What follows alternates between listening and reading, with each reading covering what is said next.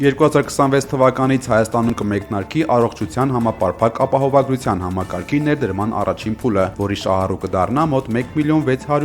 քաղաքացի։ Այս մասին մամուլի ասուլիսում հայտարարել է առողջապահության նախարար Անահիտ Ավանեսյանը։ Նրա խոսքով առաջին փուլում ապահովագրության համակարգում կընդգրկվեն մինչև 18 տարեկան երեխաները, 65 տարին լրացած քաղաքացիները, 18-ից 65 տարեկան հաշմանդամություն ունեցող անձինք, անապահովության 28 եւ ավելի միավոր ունեցող ընտանիքների անդամները, ամսական 200,000 դրամից ավելի եկամուտ ունեցող քաղաքացիները։ Ապահովագրությունից կարող են օգտվել այն քաղաքացիները, որոնք վերջին 183 օրվա ընթացքում բնակվել են Հայաստանում։ Նախատեսվում է համապարփակ ապահովագրության երկրորդ փուլը սկսել 2027 թվականին, իսկ երրորդը 2028-ին։ Ապահովագրության տարեկան փաթեթի արժեքը կկազմի 129,600 դրամ։ Փաթեթում ներառվելու են կանխարգելիչ, վաղ հայտնաբերմանն ուղղված սկրինինգային ծրագրերը, հիվանդանոցային ծառայությունները, դեղորայքային ապահովումը եւ շտապօգնության ծառայությունները։